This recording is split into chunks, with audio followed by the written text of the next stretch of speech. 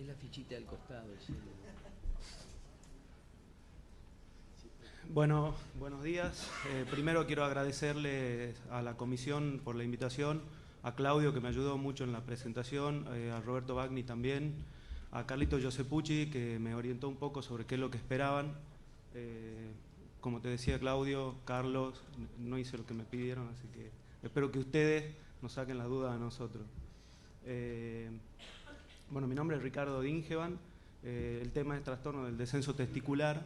En solidaridad con Ricardo Soria, yo voy a hablar en nuestro dialecto nativo, que es el tucumano. Entonces, si ustedes escuchan tetículo, es testículo, ¿sí? Y en vez de orquidopexia, lo bajamos. Sepan disculpar. Y también tuve una gran idea que es poner citas en inglés, entonces las tengo que traducir en mi cabeza de inglés al castellano y al tucumano. Entonces, por ahí si me ven tildado, no tengo un AIT, es solamente que estoy pensando. Me parecía interesante y justo Lisandro me dio pie con lo que hablaba de las cicatrices. Me parecía interesante citar a este tipo que es Charles Peirce, es un sociólogo que estudia cómo internalizamos nuestros conocimientos. Y lo que dice es que muchas personas directamente se lanzan sobre un conocimiento y lo adoptan como propio, pase lo que pase, y lo defienden a ultranza, ¿sí? Muchas ideas básicamente se han adoptado porque las proposiciones fundamentales parecían agradables a la razón, ¿sí? ¿Y eso por qué? Porque la duda es un estado de inquietud e insatisfacción que tratamos de liberarnos para pasar a un estado de creencia, que es un estado de tranquilidad y satisfacción. No solo eso, sino que además de... Sácame bien la foto para que mi esposa crea que estoy acá. No solamente eso, sino que nos aferramos no solo a creer en algo, sino que nos aferramos a creer en lo que ya creemos, ¿sí? Así que ante cualquier duda, no se queden con duda, pregúntenle al de al lado. Thomas Kelly toma lo que decía Peirce y en un artículo en el Journal de Filosofía de 2008 dice que expuestos ante una evidencia, dos personas que piensan diferente seguirán pensando lo que ya pensaban. Sus pensamientos no se aproximarán, no se pondrán de acuerdo, sino que cada uno reafirma lo que ya pensaba. ¿Y por qué lo hacemos? ¿Porque tenemos malas intenciones? No. En individuos que se han sometido a estudios voluntarios, lo que pareciera suceder es que cuando alguna publicación o algo que estudiamos nos da la razón en lo que ya pensamos, lo tomamos como válido, no nos tomamos el trabajo de discutirlo. Y cuando los resultados son desacordes a lo que nosotros pensábamos previamente, somos más críticos, y que eso es natural en todo, no es mala intención. Entonces, todo lo que vamos a presentar ahora son trabajos, pero son trabajos que yo vi y yo seleccioné, por lo tanto tienen que ver mucho con lo que yo pienso. En cuanto a la definición de testículos no descendidos, bueno, definir es decir qué características tiene algo que lo transforma en eso y no en otra cosa. Para mí es importante diferenciar lo que es la patología del testículo no descendido de lo que realmente es fisiología, que es el reflejo cremasteriano. El testículo no descendido no llegó nunca a la bolsa, y el testículo retráctil llegó a la bolsa, pero por un reflejo cremasteriano vivo a veces no se encuentra en el escroto al momento del examen. Todos esos pacientes no entran en los estudios, no entran en el tema del que vamos a hablar, ¿sí? También podemos diferenciar, si queremos diferenciar lo que es criptorquidia verdadera de ectopía. La criptorquidia, el testículo que viene descendiendo desde la cresta urogenital, en cuya cercanía se forma, detiene su descenso en algún punto del trayecto, mientras que la ectopía se extravía y termina en algún lugar que no le corresponde, ¿sí? Fisiológicamente no vale mucho hablar del tema, pero en estudios descriptivos sobre el rol de las hormonas, los genes y el medio ambiente en la criptorquidia humana, se detalla muy bien que el descenso testicular consta de dos fases bien definidas, una intraabdominal, que depende sobre todo del factor insulino símil 3, aunque depende de varios factores, y una intrainguinal donde los andrógenos y la testosterona juegan un rol determinante. En cuanto a la clasificación, podemos clasificar a los testículos, a la criptorquidia o al testículo no descendido de varias maneras. Una clasificación clínica es simple. Hablamos de criptorquidia cuando el testículo está en algún lugar del trayecto pero no ha descendido al escroto. Ectopía si logramos ver que está extraviado, ¿sí? Y el testículo no palpable cuando no podemos palparlo. Si queremos hablar de una clasificación un poco más práctica o prequirúrgica para tomar una decisión, los testículos no descendidos palpables sabemos que lo vamos a operar a cielo abierto, ya sea por inguinotomía o escrototomía, y los testículos no descendidos no palpables casi con seguridad van a ser sometidos a una laparoscopía. Ahora, vamos a las nuevas clasificaciones que surgieron en base a los hallazgos laparoscópicos. Esta clasificación de Hassan y colaboradores desde el 2010 del Journal de Endoscopía y Laparoscopía y Avances en Técnicas Quirúrgicas, ¿sí? Divide a los testículos según los hallazgos laparoscópicos en 4 grupos. El grupo 1 son los testículos evanescentes y los divide en intracanaliculares si la torsión fue tardía cuando el testículo ya estaba en el conducto inguinal, o intraabdominales si la torsión fue previa y el testículo desapareció. El grupo 2, que son los piping testis, son testículos que se asoman por el orificio inguinal profundo por momentos y en otros momentos están intraabdominales, y tratando de hacer un aporte sobre la posibilidad de descenderlos por vía inguinal o por vía laparoscópica, los divide en aquellos que tienen, en el grupo de 2A, tienen un deferente redundante, con looping, con enrulado, digamos, les sobra deferente, y en el 2B tienen un deferente corto, rectilíneo. En el grupo 3 coloca los testículos intraabdominales específicamente y los divide en cercanos al anillo inguinal, entre el anillo inguinal profundo y los vasos ilíacos, y altos, que están por arriba de los vasos ilíacos. Y en el grupo 4, los pacientes que presentan desórdenes del desarrollo sexual, y colocan el 4A a los que tienen persistencia de estructuras müllerianas, y en el 4B a cualquier otro a los que no pudiera clasificar.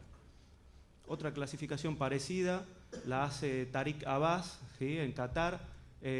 No vale mucho la pena hablar, es lo mismo, los divide en 5 grupos, pero en base a los mismos hallazgos, ¿sí? Vamos a las consecuencias del testículo, de la criptorquidia. Nosotros decimos que el microambiente no favorable de tener al hecho de que el testículo no esté en el escroto genera dos tipos principales de consecuencias: tumorales y trastorno de la fertilidad.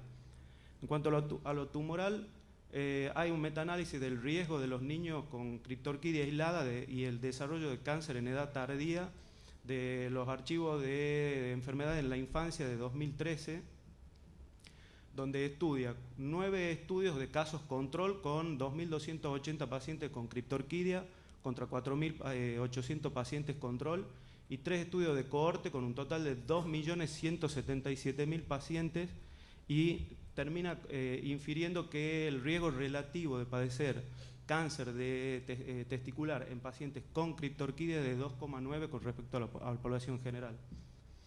Otro estudio, otro metaanálisis también entre la Asociación de Criptorquidias y Tumores de Células Germinales, ya en el título habla del hecho de que a medida que pasa el tiempo la fuerza de asociación disminuye. Encuentran que el riesgo relativo es de 4,1 con respecto a la población general, pero sí señalan que hay mayor asociación cuando la criptorquidia es bilateral, cuando la orquidopexia se hizo tardíamente, en los pacientes que tienen seminoma, y también, no lo puse, pero en los pacientes en los que se desarrolla tumores de testículo en el testículo homolateral al que había padecido la criptorquidia. En cuanto a la fertilidad, hay muchísimos estudios. Nosotros tratamos de operarlo cada vez más tempranamente, esperanzados de que al proveerle un microambiente más adecuado, el testículo genere espermatozoides de calidad y no tengan problemas de fertilidad los pacientes. Francesca Feiles y colaboradores han publicado en el 2014 en el Journal Europeo de Cirugía Pediátrica que los pacientes operados en etapas tempranas de la vida mejoran sus conteos espermáticos en la adolescencia y la adultez. Recomienda que se operen antes de los 2 años y también incluso señala que sería mejor incluso operarlos antes del año de vida, aunque no haya evidencias tan marcadas. El consenso nórdico de tratamiento de testículos no descendidos nos explica que en pacientes con criptorquidia bilateral, la orquidopexia temprana entre los 10 meses y los 3 años mejoró los conteos de esperma en el espermograma en el 76% de los pacientes, mientras que en los chicos tratados entre los 4 y los 14 años, esa mejoría es del 26%. Por lo tanto, también recomiendan hacer cirugías tempranas. Un artículo interesante que habla de la pubertad del lactante es que habla de la incidencia de riesgo de infertilidad en pacientes con criptorquidia unilateral. Habla de la pubertad del lactante. En el lactante, entre los 3 y los 6 meses, hay un aumento de la testosterona y las gonadotrofinas que terminaría de desarrollar los gonocitos en espermatogonias oscuras, que son más maduras. Y eso sería fundamental en que el paciente sea fértil en la edad adulta, tenga o no tenga criptorquidia.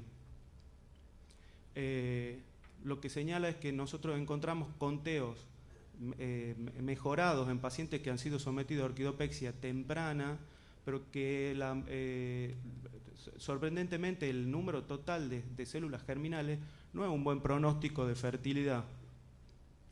También señala que en estos pacientes que han tenido una detención de esa pubertad del lactante, ese aumento de gonadotrofina y testosterona, el hecho de hacer una orquidopexia temprana no mejoraría la fertilidad.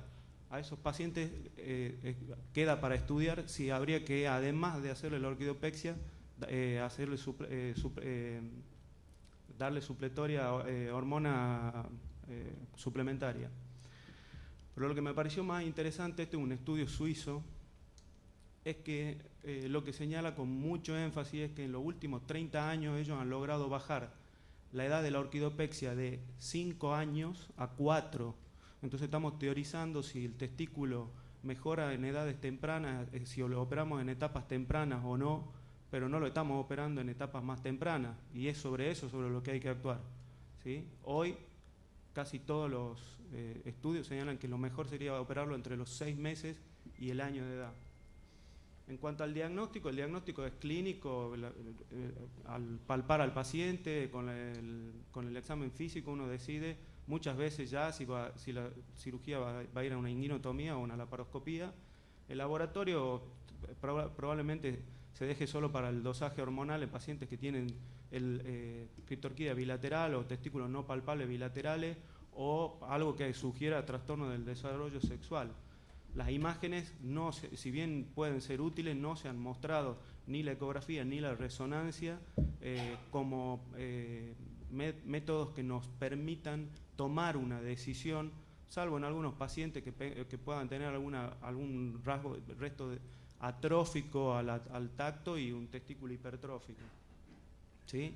En cuanto a la toma de decisiones, la AUA tiene unas guías que la sacó en 2014, donde señala, es bastante claro cómo tratan ellos los pacientes. Un paciente con testículos no descendidos, si son bilaterales o no palpables bilaterales, consulta al especialista para evaluar trastorno del desarrollo sexual. Si no tiene no palpables bilaterales, esperan hasta los 6 meses y lo derivan al cirujano. El cirujano, si el paciente tiene los testículos palpables pero son retráctiles, quedan en la bolsa, los controla anualmente. Y si no son palpables pero son criptorquídicos o ectópicos, van a orquidopexia por vía escrotal o inguinal. En los testículos no palpables, en la mesa quirúrgica, bajo anestesia, con todo armado, palpan de nuevo al paciente dormido y ahí toman una decisión. Si es palpable, va a orquidopexia por vía escrotal o inguinal, y si es no palpable, se hace una laparoscopía. Y en la laparoscopía, como veníamos en la clasificación previa, si identifican un testículo, le pueden hacer una orquidopexia primaria o una orquidopexia por etapa, lo de Fowler-Stephens. Si los vasos entran en el anillo inguinal profundo, se hace la inguinotomía y se hace la exéresis de esos restos, y si tienen un testículo intraabdominal evanescente, se cierra el procedimiento, se termina el procedimiento. No señalan qué hacer con el testículo contralateral en pacientes que son monórquidos. No recomiendan hacer la orquidopexia o no. En el consenso nórdico, no me voy a detener sobre eso porque es muy parecido a la toma de decisiones. Y en cuanto al tratamiento, el tratamiento médico con la administración de hormonas en diferentes esquemas, creo que hoy es tierra arrasada. No hay artículos que sostengan que tiene efecto. Tal vez algunos artículos de publicaciones de estilo endocrinológico, por decirlo de una manera, todavía sostienen que en testículos bajos tienen ciertos resultados, pero como urólogo y como cirujano creo que está claro que esta es una patología de resolución quirúrgica. Y en cuanto a la cirugía, el tratamiento quirúrgico tenemos a cielo abierto tenemos la vía inguinal, es un clásico, todo lo hemos aprendido en la residencia, ¿sí? Y de lo que se está hablando en las últimas publicaciones es de la vía escrotal, descrita por Bianchi y Squire. Cada vez se hace con más asiduidad. Este trabajo de Scott Kuda dice que en los últimos 7 años previo a la confección de ese trabajo pasaron de hacer 15% de orquidopexia por vía escrotal a un 63%. Salvatore Arena en un artículo también del Journal de Pediatric Surgery europeo en 2015 dicen que el 90% de las orquidopexia las están realizando por vía escrotal sin mayores complicaciones. Y De Carli, Viale, Pereló, Fichera y Campana acá en Neuquén se animan también en consonancia con otros autores del mundo a la reintervención de criptorquidias recidivadas por vía escrotal, ¿sí? Acá también hay un trabajo de los turcos de orquidopexia por vía escrotal en testículos no descendidos y iatrogénicos, ¿sí? Bueno, esto es para mostrar un poco cómo es la vía escrotal, creo que la conocemos todos. Y ahora sí vamos al tratamiento quirúrgico, a la orquidopexia laparoscópica. La discusión en la orquidopexia laparoscópica es si hacemos 2 etapas o tiempo en la cirugía de Fowler-Stephens y si hacemos el descenso primario en un tiempo.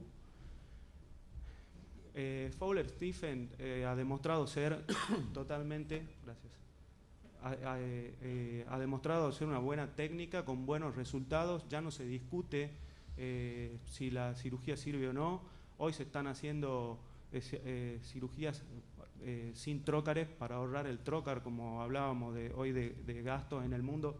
Se toma eso, se hace con material de 3 milímetros y con simples punciones. Este otro trabajo también habla de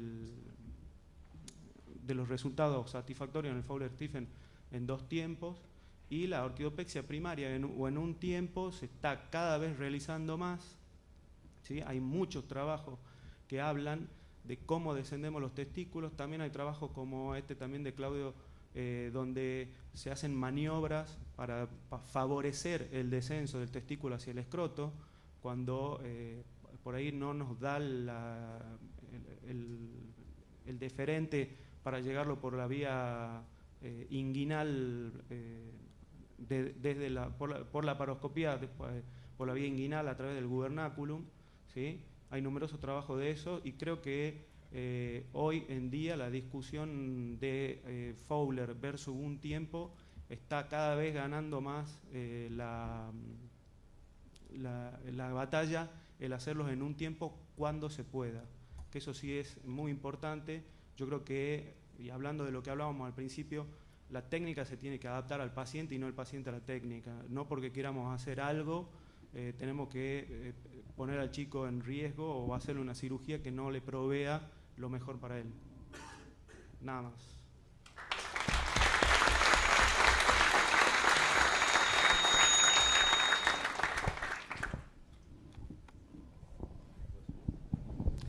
Ricardo. Gracias. Cuando decimos vía escrotal, decimos paraescrotal o preescrotal, ¿no? Sí. para ponernos de Ah, acuerdo. perdón, escrotal alta, no es Claro. escrotal baja, bolsillo de harto. Tal cual. Con preescrotal. respecto a la parte endocrinológica, en los últimos años, no, digamos, no es que con hormonas se ha abandonado, los endocrinólogos, algunos pueden decir que tienen algún éxito. Lo que cambió diametralmente la propuesta inicial del tratamiento fue el daño de las gonadotrofinas o los factores sobre gónadas a temprana edad. Entonces eso asustó mucho a los endocrinólogos y fueron los primeros que sacaron. Favorece la apoptosis, Claro. la administración de hormonas. Entonces eso fue lo que tiró para atrás todo el tratamiento inicial con gonadotrofinas o factores. ¿Lisandro? Ricardo, vos mencionaste que la mayoría de los trabajos recomiendan hoy la orquidopexia entre los 6 y los 12 meses. Un estudio noruego logró bajar la orquidopexia a los 4 años y creo que estamos todos igual. En mi experiencia personal, todos llegan más tarde, o muchos llegan tarde, y creo que es la realidad de todos. Y me parece hacer una moción a los que tengan más allegada a la Academia de o sea, a la Asociación Argentina de Pediatría, para que esta misma charla que diste acá la puedas transmitir en un congreso de pediatría. Me parece importante que lo que nosotros aprendimos hoy les llegue también a lo que nos tienen que mandar los pacientes. Doctora. Hola, buenas felicitaciones. Bueno, hay patologías que se cruzan entre cirugía y urólogos, y esta es una. Así que me gustaría que nos comentes cómo es el seguimiento postquirúrgico, digamos, cómo haces una vez que haces la orquidopexia, si le haces ecografías, durante cuánto tiempo, cada cuánto. Yo los veo, a todos los pacientes que opero, los veo a la semana de operados, al mes de operados, y les hago controles anuales con ecografía. Hasta que desaparecen solos. Hasta que la madre se cansa, porque llega un momento en el cual a los 2 o 3 años de la cirugía, cuando no ha habido atrofia y cuando el chico está bien, se convierte en una visita social. Y cuando las visitas son sociales, los padres después terminan olvidándose. El chico ya no está enfermo. No es lo mismo el chico que tiene un testículo atrófico o que ha quedado alto, que el padre consulta porque cuando baja si hay que hacerle algo o no. Pero llega un momento en el que cuando el chico está bien, desaparece solo. Si no, le doy el alta a los 6, 8 años de operados. Doctora Toselli. Hola, ¿qué tal? ¿Cómo andás? Yo quisiera saber si vos considerás que hay algún rol en la laparoscopía cuando el testículo no palpable bajo anestesia se vuelve palpable, o para facilitar el descenso. La mayoría de las publicaciones recomienda que ese testículo tiene que ser abordado por inguinotomía o por escrototomía alta. Yo no estoy de acuerdo. Si el testículo es cuando uno ve en la laparoscopía un testículo intraabdominal o un pipping testis, prácticamente es lo mismo. Creo que un pipping testis puede ser un buen testículo para descenderlo en un solo tiempo y ahorrarle una etapa al paciente, no hacer un Fowler-Stephen, pero sí descenderlo por vía laparoscópica, porque es un testículo que se vuelve intraabdominal y que probablemente tengas alguna dificultad a cielo abierto para liberar los vasos y todo. Lo mismo creo que un testículo que se palpa, si uno se toma, tiene la experiencia, opera con magnificación y se toma su tiempo, termina bajando. Es decir, tendrás que hacerle maniobra de Prentice, tendrás que hacer algo distinto, pero terminan bajando el escroto. Vía laparoscópica no es sinónimo de Fowler. En el pipping testis, la vía laparoscópica, yo la promociono, dado que son testículos que la disección inguinal es más importante que lo que se toca cerca del anillo inguinal superficial y no se van intraabdominales. Y la disección laparoscópica es mucho más sana para la vasculatura del testículo, por ejemplo, en un pipping testis. Es decir, no porque se toque hay que abolir la vía laparoscópica, creo yo. Yo justo traía un video de un primer tiempo que hice esta semana, pero realmente no lo he puesto porque era vomitivo. Estaba filmado con un celular, no tenía cómo filmarlo, pero se veía bien cómo uno libera más fácilmente el peritoneo, que es lo que en realidad tracciona los vasos. José. Sí, dos pequeñas observaciones. Las dark cells que mencionó el doctor existen. Eso tuvimos información del CHOP hace ya varios años Con mi asociado, colega y amigo, el doctor Luis Pascual, hicimos biopsias testiculares programadas en prácticamente todas las orquidopexias y desde el 6º mes aparecen esas dark cells que no están en la progenie normal del testículo. O sea que consideramos que entre 6 y 8º mes es una buena edad para operarlo. Segundo, desde las universidades les tenemos que enseñar a los pediatras, testículo que no descendió al 3er mes no va a descender. Entonces tienen que ser derivados tempranos. Tercero, que es un problema del pediatra, los tienen que revisar todos los años porque está el vanishing testis, que es el testículo que estaba normalmente descendido y que con el crecimiento asciende, persistencia de gubernáculum. Y eso los hace quedar muy mal a los pediatras y es en realidad un testículo ectópico. Claudio. Con respecto a la pregunta, doctora Millán, quería hacer un pequeño aporte. Me parece que el seguimiento, digamos, hay que hacerlo, digamos, hasta que el paciente aprenda a hacerse el autoexamen testicular, porque pidiendo una ecografía por ahí anual, vamos a agarrar un cáncer un año tarde. El pico, digamos, de tumores es entre los 16 y 40 años, o sea que es importante que el paciente llegue a la pubertad, digamos, acostumbrarlo al autoexamen testicular, así como las mujeres hacen autoexamen de mamas, lo mismo tiene que pasar en el varón con el autoexamen, digamos, del testículo. Y segundo, con lo que decías, Pachi, con el tema de los PIPIN, yo por ahí, digamos, no estoy de acuerdo con operar laparoscópico, porque inclusive hay reportes, digamos, que necesitas mayor disección del deferente y hay mayor riesgo de lesión. Nosotros los abordamos, digamos, vía convencional. Nadie escribió qué lesión de deferente hay por vía inguinal. Hay. Sí, Hay, y está descrito. nadie lo publicó y probablemente Sí. nunca lo sabremos. No, es muy bajo, es menor del 1%, pero están descritos. Ni en testículo mal descendido, Inclusive en las hernias. ni en hernioplastías en los niños. Seguimiento a largo plazo. Doctor Vivas.